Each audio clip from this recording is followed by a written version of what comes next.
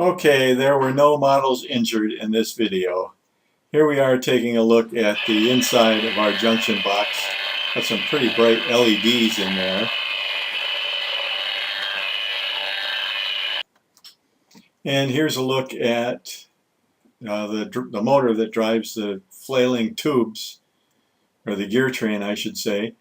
And you can see the little pulley and the white drive belt here. And now we're going to take off one of the flailing things.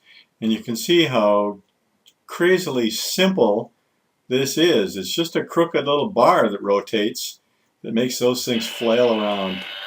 Very creative.